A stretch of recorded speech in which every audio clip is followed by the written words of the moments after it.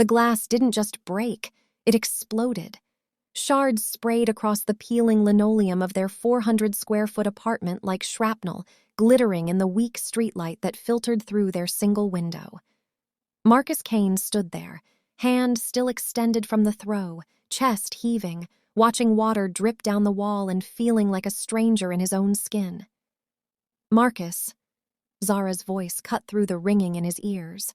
She stood in the bathroom doorway, still wearing her nurse scrubs from the hospital, her long braids pulled back in a messy bun, her beautiful brown face showing an expression he'd never seen before. Not anger, something worse. Disappointment mixed with fear. What happened? He looked at his wife of 6 months. This woman who worked 16-hour shifts to keep them afloat while he collected rejection emails like they were going out of style and felt shame burn through him hotter than the rage that had made him throw the glass in the first place. "I didn't get it," he said. His voice sounded hollow. Dead. The Microsoft position. Made it to the final round, beat out 200 candidates, had the highest technical scores, and they gave it to someone whose father knows someone on the board. Marcus laughed, but it came out broken and bitter. "Turns out my father was right. The world doesn't reward talent. It rewards connections. And I don't have connections anymore because I chose you over everything. And maybe that was the stupidest decision I ever made." The words hung in the air like poison gas. That Marcus wanted to take them back the second they left his mouth, wanted to rewind 30 seconds and break the glass silently instead of saying the cruelest thing possible to the woman who'd sacrificed everything to stand beside him. Zara didn't flinch, didn't cry. She walked past him, grabbed the broom from their closet that was barely bigger than a coffin, and started sweeping up glass. "You done?" she asked. Her voice was sharp as the shards she was collecting. "What? With your pity party? Are you done?" She looked up at him, and her bright, intelligent eyes were hard now, unforgiving. "Because, Marcus, I just worked a 16-hour shift on my feet dealing with patients who are actually dying, and I come home to my husband throwing dishes like a toddler because he didn't get one job. Was one job out of the 17 you've applied to this month." "Zara, I didn't mean—" "No." She pointed the broom at him like a weapon. "You don't get to do this. You don't get to say I was a mistake and then apologize and pretend it didn't cut me to the bone. We chose this, Marcus. We chose the hard road. You stood in your parents' mansion and picked love over millions of dollars, and I stood beside you, and we promised each other we'd make it work. So you don't get to break down now. You get to dust yourself off and apply to 18 more jobs tomorrow. You get to keep fighting."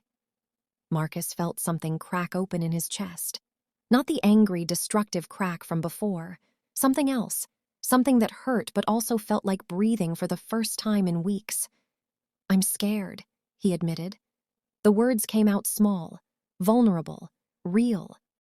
"I'm terrified that I made the wrong choice, that I threw away millions for pride and love, and maybe my father was right that love doesn't pay rent.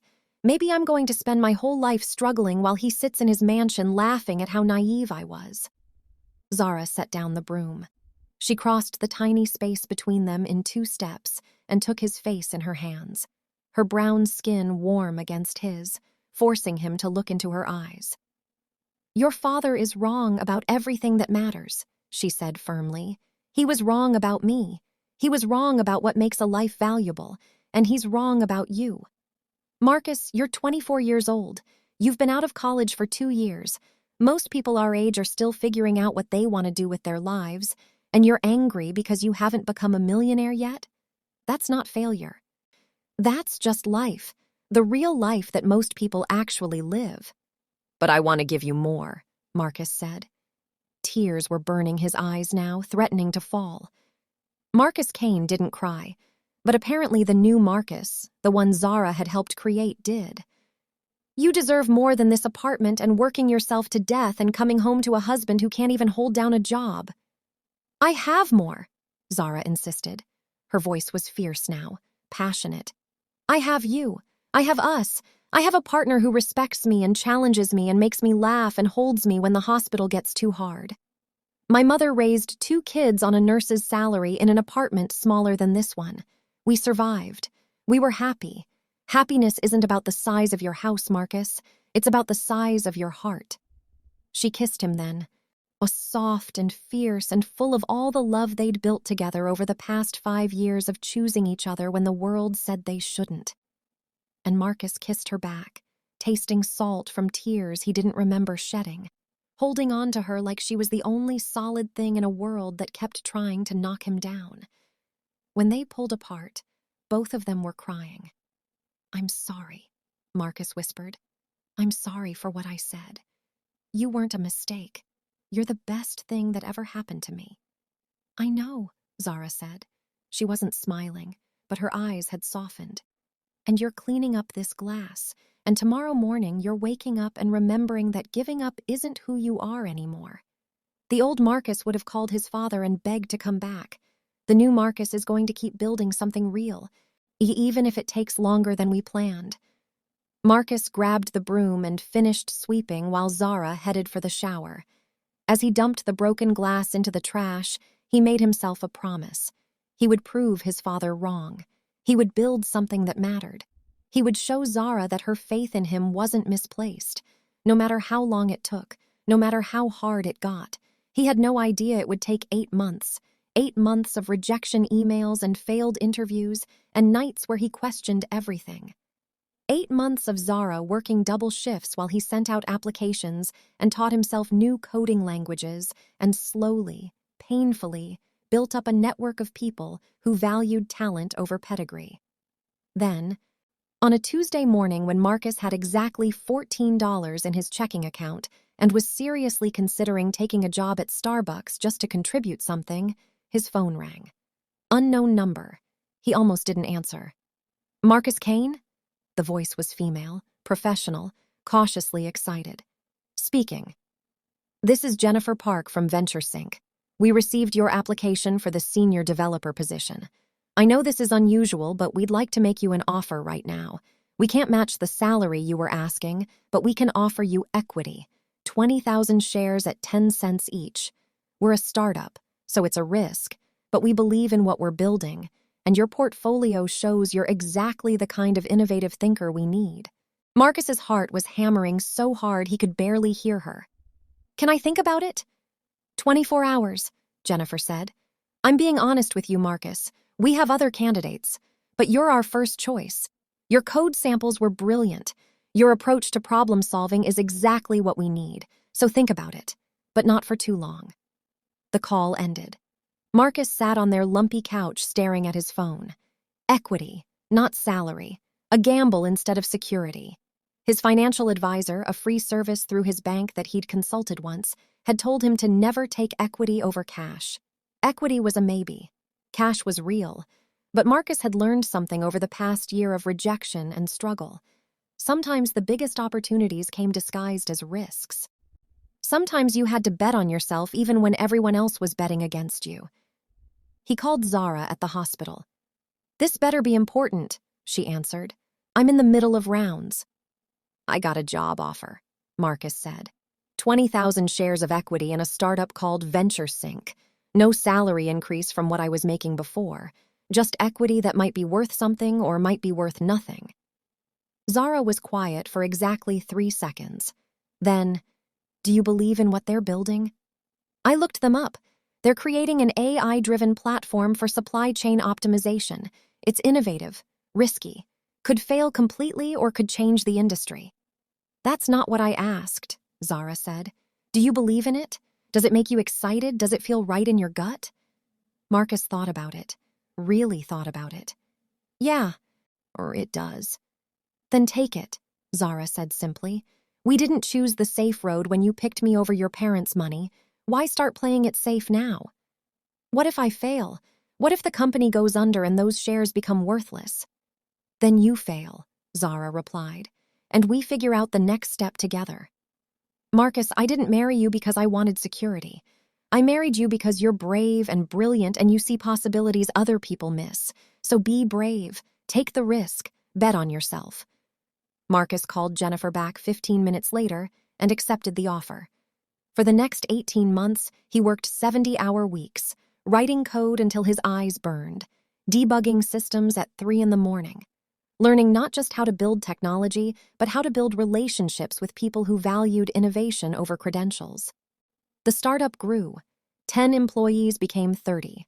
30 became 60. They secured their first round of funding from investors who believed in their vision. Marcus's 20,000 shares started to mean something. Then VentureSync got acquired by Amazon for $240 million, and Marcus's equity became worth $4.8 million. $4.8 million for 18 months of 70-hour weeks and believing in something when everyone said he was crazy. $4.8 million that proved his father wrong. That proved Zara right. That proved choosing love over money wasn't naive. It was the smartest decision he'd ever made. The morning the acquisition was announced, Marcus walked into their apartment. It was still the same tiny 400-square-foot space because they'd been too busy working to move, and found Zara at the kitchen table studying for her psychiatric boards. "It's official," he said. "The acquisition closed. We're millionaires, Zara. We actually did it." She looked up from her textbooks, her long braids falling over her shoulder, her brown eyes bright with joy and pride. "We always were millionaires, baby. We just measured wealth in different currency before." Marcus pulled her up from the chair and kissed her. Deep and passionate and full of gratitude for this woman who'd refused to let him quit when quitting would have been easier. Who'd worked herself to exhaustion so he could chase a dream. Who'd believed in him when he didn't believe in himself. "What do we do now?" he asked when they finally came up for air. Zara smiled. That warm, genuine smile that had made him fall in love with her 7 years ago under an oak tree at Westbridge Academy. "Now we build something that actually matters." 3 months later, Marcus stood in an empty office space on the 42nd floor of Sterling Tower in downtown Seattle, looking out at a city that had watched him struggle and was about to watch him rise. He was 29 years old. He had $4.8 million in the bank, and he had an idea that kept him awake at night with excitement instead of anxiety. Small businesses were dying because they couldn't compete with corporate giants who had resources they'd never access. Technology that could help them was either too expensive or too complicated. Meanwhile, those same corporations were wasting resources that small businesses desperately needed. What if there was a platform that connected them, that used AI to optimize efficiency while prioritizing human connection over pure profit, that empowered communities instead of crushing them? "What do you think?" Zara asked. She stood beside him in the empty office, somehow balancing her second year of psychiatric residency with being Marcus's sounding board and partner in everything that mattered. "I think this is where we change the world," Marcus said. "Not by building another tech company that makes rich people richer, by building something that actually helps people who need it." "That's ambitious," Zara observed. "You'd need a team, funding, people you trust." "I know exactly who to call," Marcus replied. He pulled out his phone and opened the group chat that had been active for 10 years. That's 23 people who'd gathered under an oak tree at Westbridge Academy and formed a community based on authenticity instead of performance. They'd all scattered after graduation, pursuing different dreams in different cities. But they'd stayed connected. Group chats and annual reunions and a bond that distance couldn't break. Marcus typed, "I'm starting a company, building something that matters. Who's in?" The responses came within minutes. Tyler Brooks, who'd been working in venture capital, learning how money really moved in Silicon Valley. "I'm in. When do we start?" Sarah Chen, who'd gotten her veterinary degree and then pivoted into business operations. "Finally. I've been waiting for you to do something crazy. Count me in." Thomas Wright, who'd taught himself to code and gotten hired by Google. "I can be there in 2 weeks. Let's build something beautiful." Maya Patel, who'd published 2 books of poetry and then gotten an MBA. "Someone needs to make sure your marketing doesn't sound like a robot wrote it. I'm in." One by one, the Oak Tree community responded. Not all of them could join full-time. Some had families, obligations, careers they loved. But they all invested. They all contributed. They all believed in the vision of building something that empowered people instead of exploiting them. 6 months later, Thompson Kane Solutions launched with 12 employees, $4 million in funding from the Oak Tree community, and angel investors who believed in their mission, and a platform that connected small businesses with resources that had been locked behind corporate walls. Their first client was a network of 200 small coffee shops struggling to compete with Starbucks. Thompson Kane Solutions built them a custom platform that streamlined their supply chain, reduced waste by 30%, and increased efficiency by 40%. Not by replacing workers with automation, but by giving workers better tools to do their jobs. The coffee shops told other small businesses. Word spread like wildfire through communities that had been ignored by Silicon Valley. More clients came: restaurants, retail stores, service providers, all of them small operations run by people who cared about their communities more than their profit margins. Within a year, Thompson Kane Solutions was profitable. Within 2 years, they were valued at $87 million. And Marcus Kane, the boy who'd been cut off by his billionaire parents for choosing a black girl with braids over family money, was now worth $38 million through equity in a company built on love and community and actually giving a damn about people. The morning Marcus saw the valuation report, he walked to Zara's office at Seattle Grace Hospital. She was between patients, reviewing charts, her long braids now twisted into an elegant updo that looked professional but still unmistakably her. "We're worth $87 million, Marcus said without preamble. Zara looked up, processed the information, and smiled. "How much of that is actually yours?" $38 million, give or take. "So you've officially made more money than your father gave you when he cut you off," Zara observed. "Way more," Marcus confirmed. "And I did it by doing exactly what he said was impossible, by prioritizing people over profit, by building community instead of crushing competition, by proving that his way isn't the only way." Zara stood up and kissed him, quick and sweet because she had patience waiting.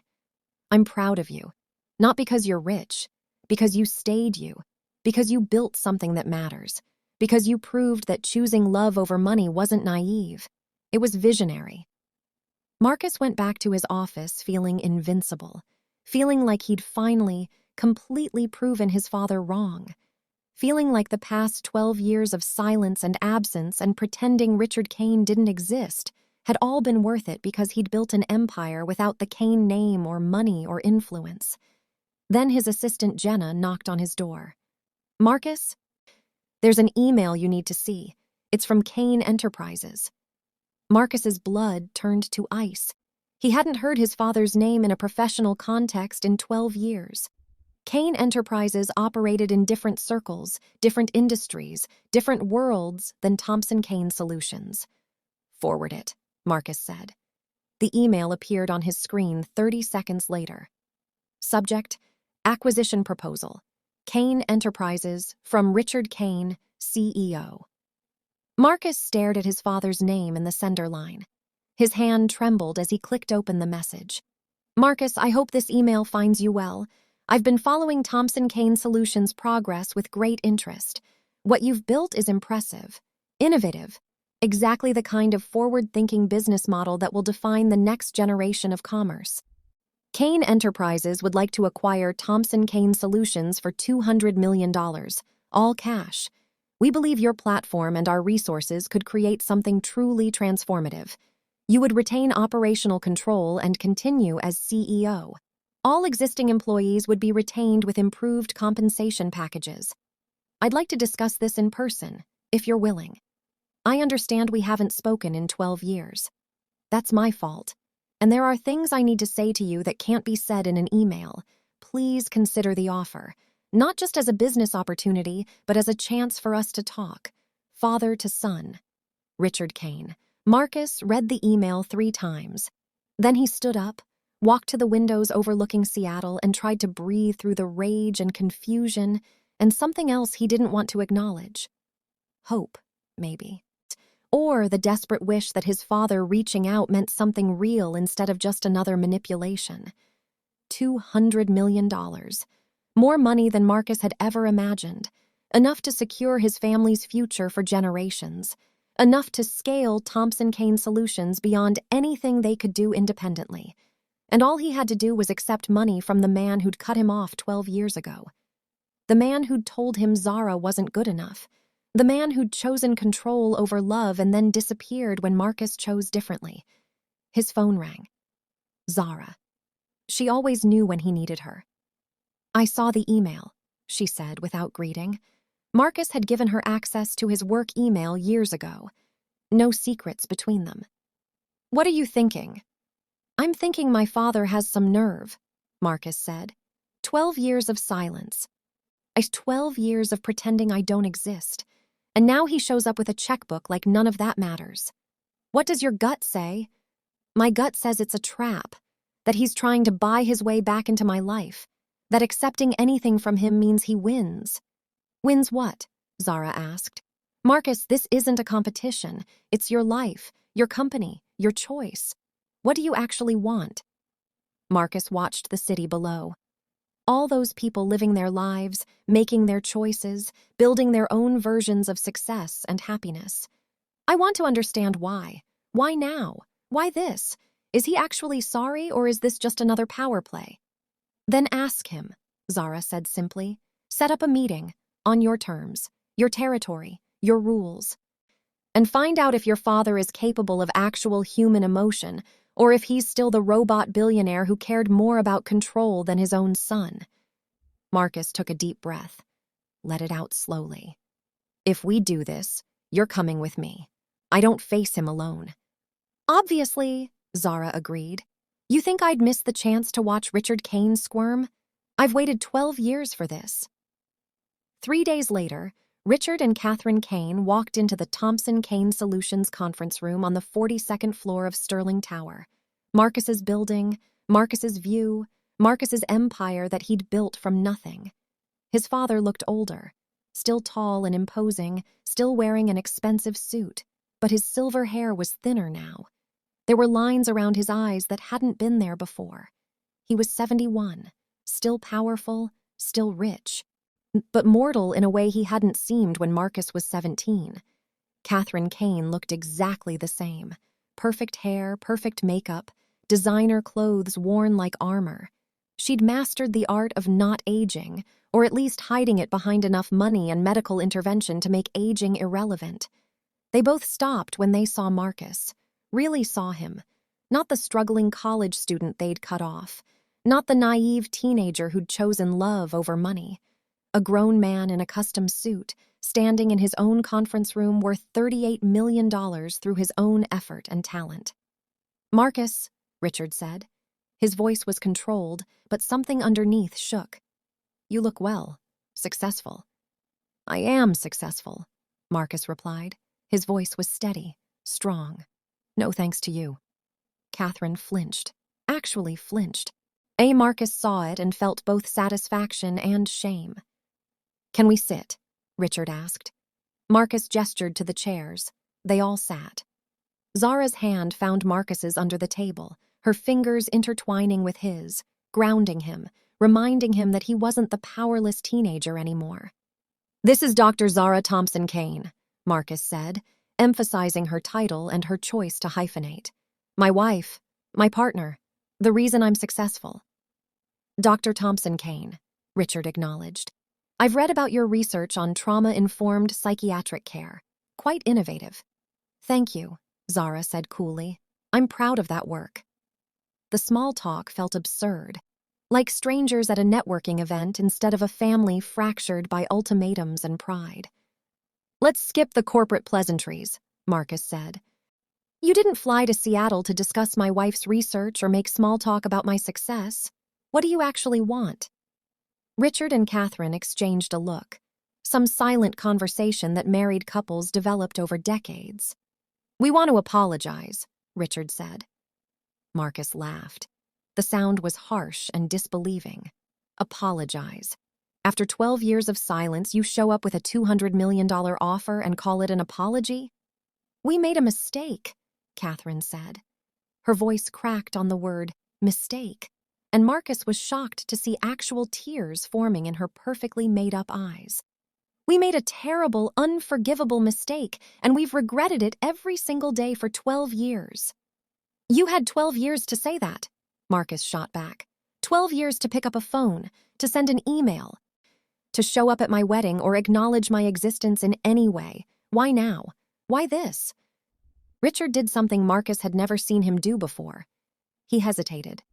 The great Richard Kane, billionaire CEO who'd built an empire through ruthless decisiveness, actually hesitated like a human being with doubts and fears. "Because I'm dying," Richard said. The words dropped into the room like a bomb. Marcus felt the floor tilt, felt his carefully constructed walls of anger start to crack. "You're lying." "I wish I was," Richard said. He pulled a folder from his briefcase and slid it across the table. Medical records, oncology reports, treatment plans, clinical proof that Richard Kane was mortal after all. "Pancreatic cancer," Richard continued. His voice was steady, but pain lived underneath. "Stage 4, the doctors give me 6 months. Maybe a year with treatment." Marcus stared at the medical records like they were written in a foreign language. His father was dying. The man who'd seemed immortal, untouchable, was actually just a human body betraying itself cell by cell. "I've spent 12 years," Richard said, "building my empire and telling myself I was right. That cutting you off was tough love, that you'd come back when you realize the real world doesn't reward idealism. But you didn't come back. You built something better than anything I ever created." "That's not true," Marcus said reflexively. "It is true," Richard insisted. "Kane Enterprises is worth billions, but it's built on fear and ruthless competition and crushing anyone who gets in the way. Thompson Kane Solutions is built on community and authenticity and actually caring about the people you serve. You created something I never could, something that matters, and I was too proud and too stupid to see it until a doctor told me I had months to live." Catherine was crying openly now, mascara running down her face. "I thought about calling you every single day," she said. "Every birthday, every Christmas, every time I saw an article about your company, but I didn't know how to admit that we broke our own son because we cared more about control than love." Marcus couldn't breathe. His father was dying and his mother was crying, and 12 years of anger was colliding with 12 years of missing them, and he didn't know what to feel. "The acquisition offer isn't about buying your company," Richard said. "It's about investing in your vision, about putting my resources behind something that helps people instead of exploiting them. And yes, it's selfish. I want to spend whatever time I have left building a relationship with my son, but if you don't want that, I understand. You have every right to hate me." "I don't hate you," Marcus said. His voice was thick with emotion. "I wanted to hate you. I tried so hard to hate you, but mostly I just missed you. I missed having a father. And I'm so angry that it took you dying to figure out that I was worth having a relationship with." "I know," Richard said. "And you have every right to be angry." Zara squeezed Marcus's hand under the table. Silent support. Permission to feel whatever he needed to feel. "Here's what's going to happen," Marcus said finally. "We're going to table the acquisition discussion for now. You and I are going to have dinner. Just father and son. We're going to talk about everything that happened. And then maybe we can figure out if there's any relationship worth salvaging, but I'm not making any promises. You don't get to buy forgiveness with a business deal." "Fair enough," Richard agreed. "And Mom," Marcus turned to Catherine, "you're having lunch with Zara, because she's been my real family for 12 years. If you want to be part of my life, you need to acknowledge that and treat her with the respect she deserves. Marcus, I spent 60 years building an empire and 8 months learning what actually mattered. I was wrong about Zara, wrong about what makes a life valuable, wrong about you. You built something I never could because you understood that real success isn't about what you can take from the world. It's about what you can give back. Be good to your family, be good to your community, be good to yourself.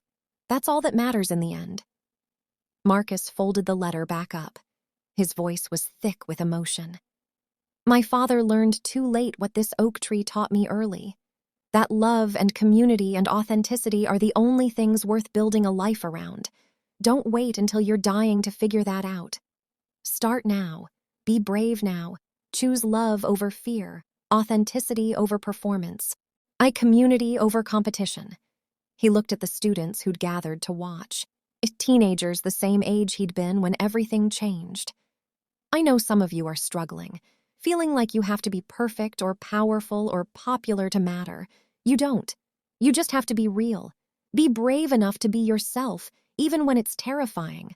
Find your people, your oak tree community, and hold on to them with everything you have.